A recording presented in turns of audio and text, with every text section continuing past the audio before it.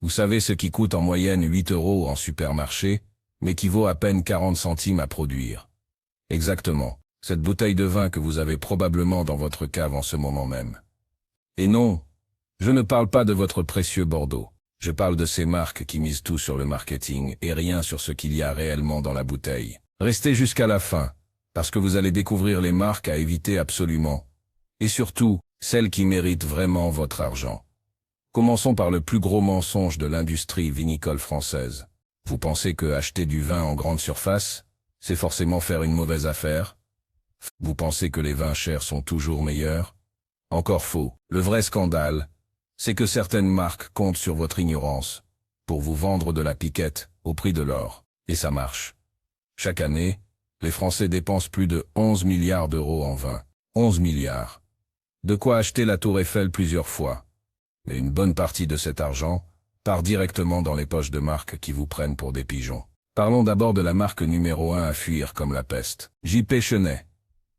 Du Carrefour au Leclerc, en passant par votre station-service préférée. J.P. Chenet, c'est l'équivalent vineux du McDo, sauf que même McDo a des standards de qualité plus élevés. Cette marque appartient au groupe Les Grands Chais de France, qui produit plus de 180 millions de bouteilles par an. 180 millions. C'est plus que la population du Nigeria. Vous imaginez bien qu'à cette échelle industrielle, on ne parle plus de vinification. On parle de chimie pure et dure. Le problème avec J.P. Chenet, tout. Le vin est assemblé à partir de raisins cultivés n'importe où en Europe, souvent traités avec des pesticides interdits en agriculture biologique. On ajoute des levures industrielles, des tanins en poudre, et suffisamment de sucre pour masquer le goût de vinaigre que le vin aurait naturellement. Le résultat? Une boisson standardisée qui a le même goût que vous l'achetiez à Lille ou à Marseille, en janvier ou en août. Pratique pour l'industriel. Catastrophique pour vos papilles. Et surtout catastrophique pour votre santé. Une étude de 2019 a révélé que certains vins de grande distribution contenaient jusqu'à 14 pesticides différents dans une seule bouteille. C'est plus que le nombre d'ingrédients dans une pizza, margherita. Passons maintenant à la deuxième marque, qui devrait vous faire fuir en courant. Patriarche. Ah, Patriarche. Ce nom qui sonne tellement noble, tellement rassurant. Sauf que derrière ce nom, il y a une réalité beaucoup moins glorieuse. Patriarche. C'est la plus grande cave de Bourgogne. Impressionnant, non? Sauf que cette cave stocke principalement du vin acheté en vrac, à des producteurs qui n'ont pas réussi à écouler leur production ailleurs. On parle littéralement des fonds de cuve, que personne d'autre ne voulait. Patriarche récupère tout ça, met son étiquette dessus, et vous le vend comme du vin de Bourgogne authentique. Techniquement légal, moralement discutable, yes, gustativement désastreux. Le truc avec Patriarche, c'est qu'ils misent tout sur l'appellation. Bourgogne par-ci, Bourgogne par-là. Mais une appellation, ça ne garantit rien si le vigneron derrière est mauvais, et encore moins si on assemble des vins de 50 vignerons différents dans une cuve géante. C'est comme si vous preniez les restes de 50 restaurants différents, que vous les mixiez ensemble, et que vous appeliez ça de la haute gastronomie. Ça reste des restes. Un bon Bourgogne, un vrai devrait vous coûter minimum 20 € la bouteille. Si vous trouvez du Patriarche à 7 €, demandez-vous où est l'arnaque. Spoiler alerte, c'est dans la bouteille. Marque numéro 3, et celle-ci va faire mal à beaucoup de monde. Baron de l'Estac. Cette marque de Bordeaux qu'on retrouve dans pratiquement tous les supermarchés de France. Le packaging est joli, on vous parle de château, de tradition, savoir-faire ancestral. La réalité? Baron de l'Estac appartient à Castel, le plus gros producteur de vin en France. Et quand je dis gros, je parle de 25% de tout le vin consommé en France. Un quart. Castel, c'est l'empire du vin industriel. Celui qui achète des raisins par cargo entier, qui vinifie dans des cuves de la taille d'une piscine olympique, et qui optimise chaque centime au détriment de la qualité. Baron de l'Estac, c'est du Bordeaux pour touristes. C'est ce que vous achetez quand vous ne connaissez rien au vin mais que vous voulez impressionner votre belle-mère. Sauf que votre belle-mère, si elle a un minimum de palais, va immédiatement sentir l'arnaque. Le vin est plat, sans relief, avec ce goût caractéristique des vins surfiltrés et surstabilisés. On enlève tout ce qui pourrait donner du caractère au vin, toutes les particules qui pourraient créer un dépôt, tout ce qui rend le vin vivant. Et on obtient un liquide rouge standardisé, qui pourrait aussi bien être du jus de raisin alcoolisé. D'ailleurs, techniquement c'est exactement ce que c'est. Maintenant parlons de la quatrième marque, à éviter absolument. Chanson père et fils. Encore une maison bourguignonne, encore une arnaque monumentale. Chanson était autrefois une maison respectable, fondée en 1750. Presque 3 siècles d'histoire, sauf qu'en 1999, ils ont été rachetés par le groupe Bollinger. Et là, tout a changé.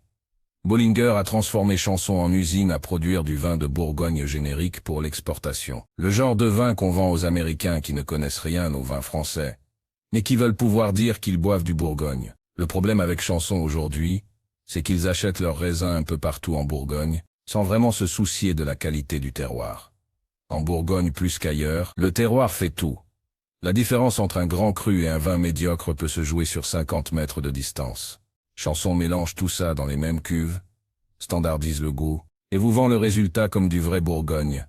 C'est comme si vous preniez du poisson de la Méditerranée, de l'Atlantique et de la Manche, que vous les mixiez ensemble, et que vous appeliez ça une spécialité bretonne.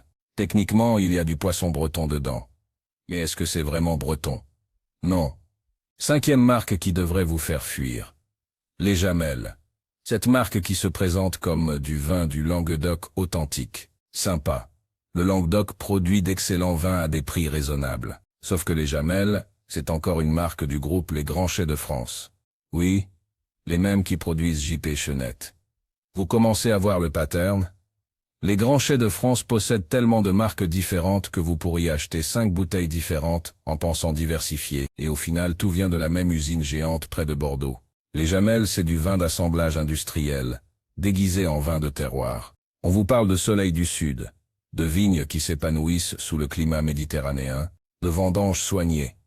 La vérité, les raisins sont récoltés mécaniquement, triés à peine, et transformés en vin le plus rapidement possible pour minimiser les coûts.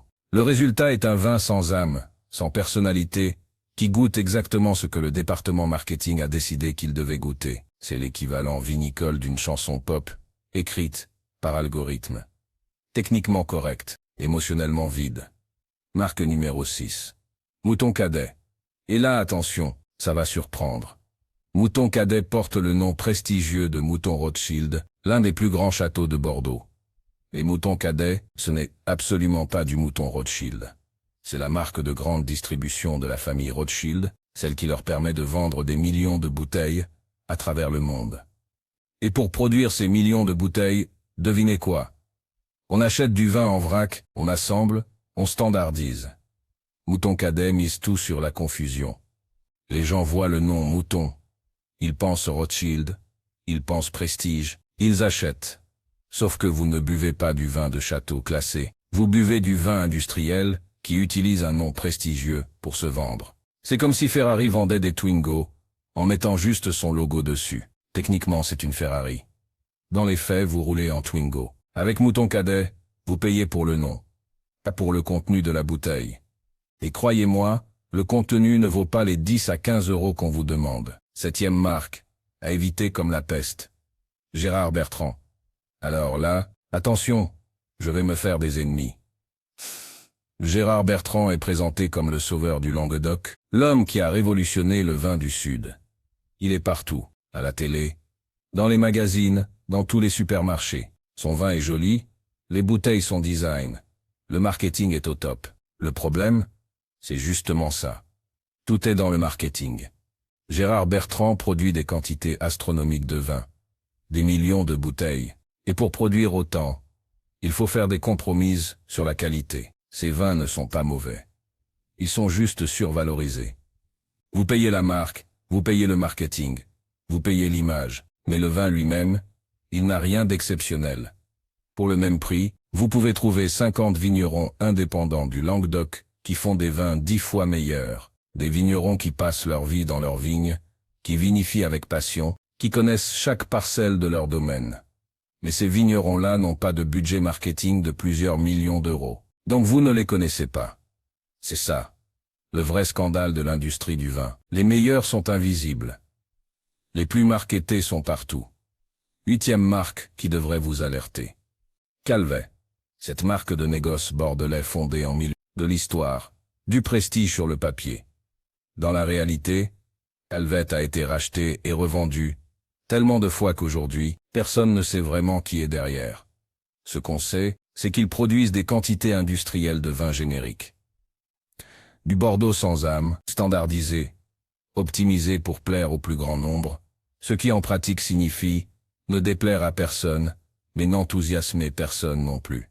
Calvet, c'est le vin que vous achetez quand vous ne savez pas quoi acheter, que vous êtes pressé, que vous avez besoin d'une bouteille pour ce soir. C'est le vin de dépannage. Le problème, c'est que beaucoup de gens achètent du Calvet régulièrement, pensant acheter du bon Bordeaux. Vous ne buvez pas du Bordeaux. Vous buvez une idée industrielle de ce que devrait être le Bordeaux. Nuance. Une grosse nuance. Et enfin, la 9e marque à fuir. Nicolas. Ouais, et la chaîne de cavistes. Vous vous dites peut-être, mais Nicolas, c'est pas une marque, c'est un magasin. Exact. Mais Nicolas produit aussi ses propres vins sous différentes étiquettes. Et ces vins-là, il faut les éviter. Pourquoi? Parce que Nicolas appartient à Casino, le groupe de grande distribution. Et comme tous les distributeurs, Casino optimise ses marges en produisant le moins cher possible. Les vins Nicolas sont achetés en vrac, mis en bouteille avec une jolie étiquette, et vendus avec une grosse marge. Le piège avec Nicolas, c'est que les gens pensent acheter chez un spécialiste.